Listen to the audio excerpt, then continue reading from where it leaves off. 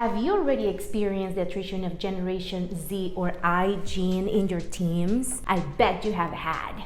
What do you really know about this generation compared to the others? In fact, do you know the time frames and years for each generation? So first things first, in today's class, we're gonna go through 5 different traits that you as a leader in the industry must know so you can integrate those in your day-to-day and can engage this generation and avoid attrition at all costs. Are you ready?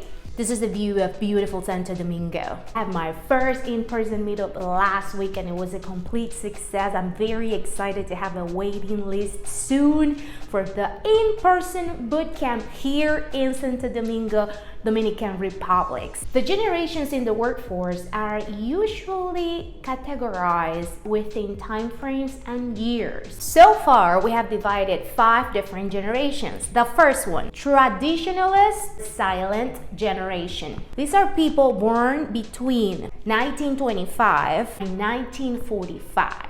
These individuals are most likely retired already, or they are in the process of exiting to a different industry or different kind of work. And they have experienced significant life-changing events like World War II, Great Depression, a lot of civil rights movements. Number 2, baby boomers. They are born between 1946 and 1964. Something that you have to consider about this generation, they experience a lot of social and cultural movements and events. A lot of baby boomers in the process of retirement, or they have their own companies, so there's a lot of founders in this category, so pay attention to those things, okay? Number 3, Generation X. This is very interesting because actually before it was baby boomers and then millennials, but then there is an X generation which is right in the middle, born between 1965 and 1980. This generation is very particular because they experience the technology advancement, meaning they witness many of the internet revolution, cell phone or a smart cell phone. We're talking about like a complete different story. I remember when I was a child, and I'm talking about 6 years old, and I'm a millennial myself. Remember Windows starting to be positioning in school, like a little turtle, big computer, and that's how the whole Windows setup with the login started. Long time ago, I'm talking about ICQ, the boom of Latino or MSM or the Messenger. A lot of economic changes happened during this time frame as well. Many of the social shift started in this time frame. For example, a lot of dual income in the house. Mom and dad were both working at the same time. The whole work-life balance started to be a thing. Number 4, millennials. I remember a lot of people used to misunderstood millennials, and at the end of the day, it did produce a shift in the way to do business. We're talking about people who were born between 1981 and 1996, approximately. This particular generation, we witnessed a very fast growth in technology, the development of the internet at all levels, the integration of different ways of doing business, a different way of work, like the nomads or work nomads started also with them, or YouTubers, or many of these influential people on the internet started with this generation. Many changes in the workplace, including call center and BPOs, started with this generation as diversity, work ethics to engage and create a change. Number 5, Generation Z or iGen. They are called also post-millennial sometimes. They have been born between 1997 and mid-2010s. This generation is completely different. They were already born into a digital environment. They went through a pandemic in a different setup. They are all in about trying new ideas like entrepreneurship without fears, promoting work-life balance. The hustle is not a thing for them, guys.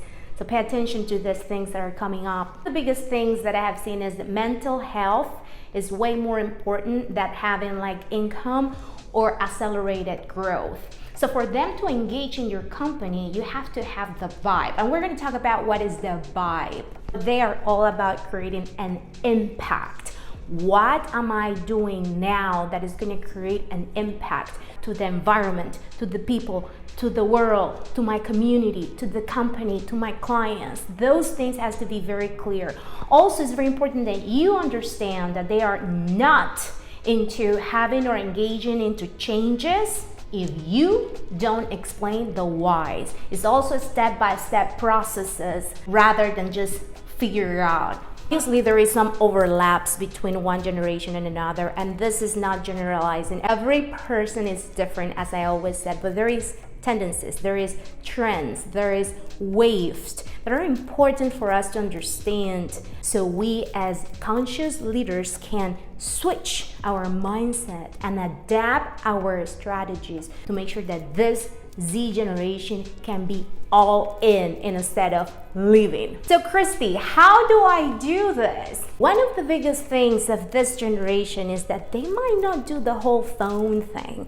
They are all about the chats, or sometimes even like just the WhatsApp, Teams, Zoom. It's not really a thing to have like an interaction face-to-face unless they are planning an activity or doing a social event that can create an impact in their environment. So if in your workplace you have like some kind of activity committee or engagement committee or community days, this generation, the Z generation, definitely will be interested to be part of it. The first thing I recommend you to consider as a leader, number one, embrace technology. We're talking about a generation that they grew with technology, iPad, smartphone, internet, social media, all kind of different connectivity. Also the pandemic. So I like to call them like the real deal when it comes to digital native. And why am I saying this to you? Remember, as leaders, the responsibility on how I'm going to adapt my communication style to make sure I deliver the message that I want to deliver and really create an impact with our people. It's not the responsibility of the other person only, but it is ultimately my responsibility, in this case, your responsibility with your team. So embracing technology in the way you communicate with this generation is going to be a must. It includes leveraging different kind of technological tools to support their development and growth, by feedback and coaching, a step-by-step outlines that they can actually follow through with a very clear expectation. You're gonna find yourself having conversations about remote work a lot, or flex hours or flex job. So keep that in mind. My second recommendation is foster collaboration. What does this mean, Christie? Generation Z believe and breathe about collaboration and teamwork. And this is like the thing. Create an environment within your teams that they can actually feel integrated, be part of it, that they can lead different projects with other generations. This is gonna make them feel that they belong to your company, to your organization, and it's gonna create a different bond. Experience for this generation specifically, they are all about the vibe. And what does this mean? Do I feel this person, supervisor, leader, manager, whoever is this person, do I feel this person care about me or not? Do I feel that I'm important to this company, yes or no? Do I feel I'm more than a number, yes or no? You might say, well, Christie, this is all generation. Yeah, it might be all generations. However, this generation, the level of tolerance or patience into seeing things, the immediacy, is way, way less. For example, I've seen cases, there is a huge change one day to another. Nobody really explained the reasoning behind that change. That person didn't buy it. This person just resigned because it didn't feel right. Without a notice, sometimes without a written note. Hold on, I know what you're thinking. Well, Christie, that's not the way we operate. No, it's not. However, remember, this is a generation that is new to the labor force.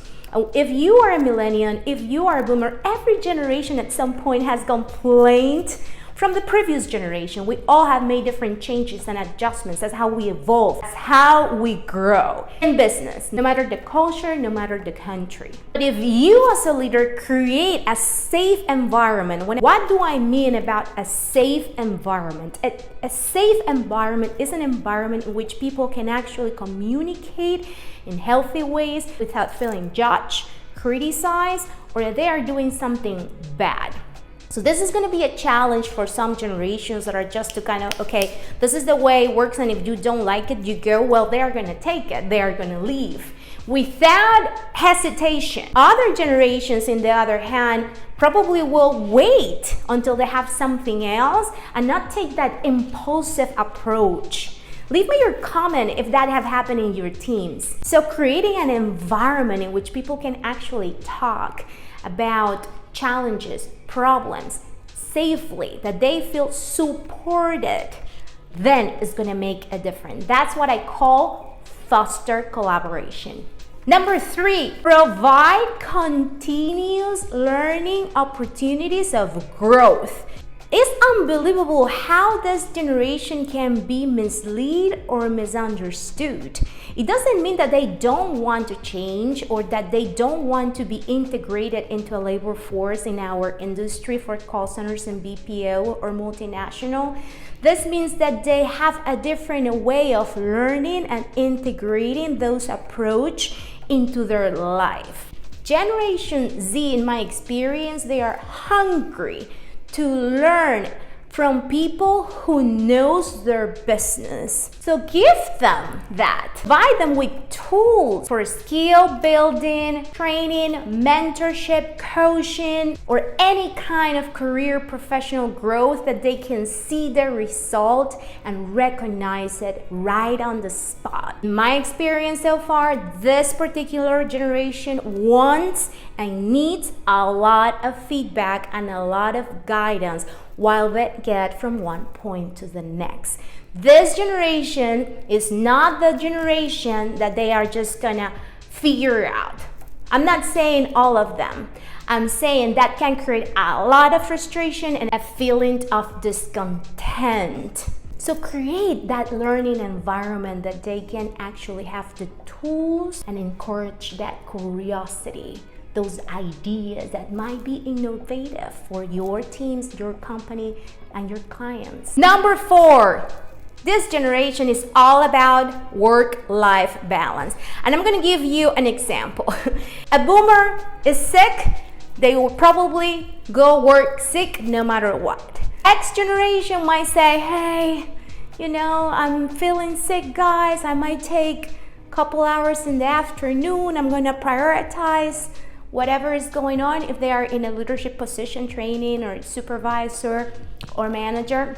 Then we have the millennials who will be like, I'm feeling bad. I'm gonna take my day.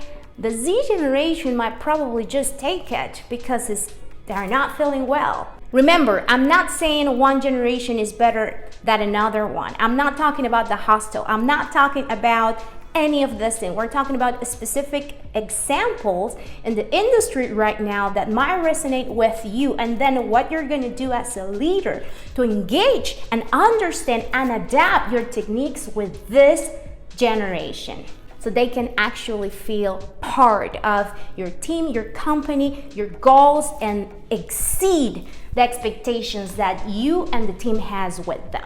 So what is work-life balance exactly? In my experience, to encourage this kind of environment, we're talking about birthdays, we're talking about important things for them. What might be important for you doesn't necessarily mean it's something important for that person. So the homework here will be that you and your team identify what are those motivations, and that might take some time, guys, because sometimes they don't really know exactly what driving them. You can ask them, well, how do you see yourself in 2 years? They probably haven't figured that out. It's more about, again, the immediacy of how am I feeling right now instead of how am I feeling in the future. I don't know yet. Does that make sense? It might be a lot of flexibility with this particular generation more than millennial. Flex work arrangement, companies that has 1 or 2 days per week remote work, or actually recognizing and putting boundaries into time off, which is something that we should be doing, right? Personal time, vacation time is off. It's not to be working, it's not to be checking emails, it's not to be on the phone or on call or any of that. This generation is gonna honor that.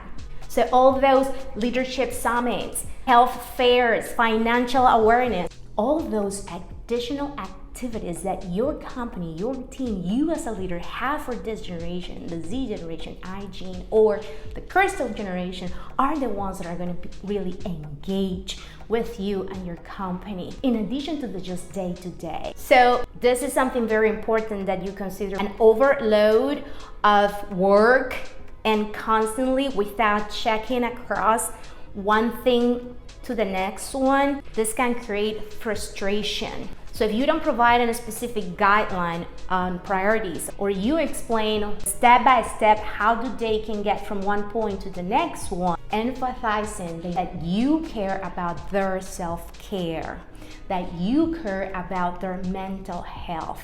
And this is not pretending, guys. This is actually meaning. So number 5, be authentic, be inclusive. Z generation is all about diversity. It's all about authenticity. And this means like really be you. And this is the whole point about the vibe. They can meet somebody and read like, oh, okay, this person doesn't really mean this. But they truly appreciate transparency with respect. They really appreciate all these movements about being inclusive, being genuine when it comes to the communication style that you have. So when you create an environment within your teams, within your organizations, that they can feel, that they can be heard. It doesn't matter that you are going to do what they want or not. We're not talking about that.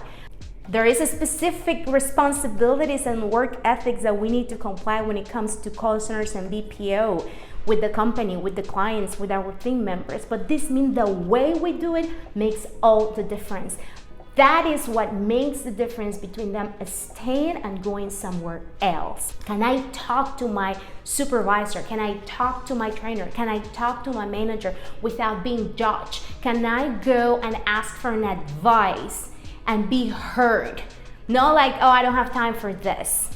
So they feel valued. And I know we have talked about this, and I know that you probably have heard this no matter what generation you are on, but one thing is you think that you are doing a good job. Reality is the definition of being valued is different from people to people. But in my experience, for the Z generation, really are into having a different purpose, impact on what they do, on the way they do it, understanding more than just making money or being a machine, why things happen, why those changes are important. They need to process it and feel it. They need to trust you and understand that they can trust you in a way that is collaborative.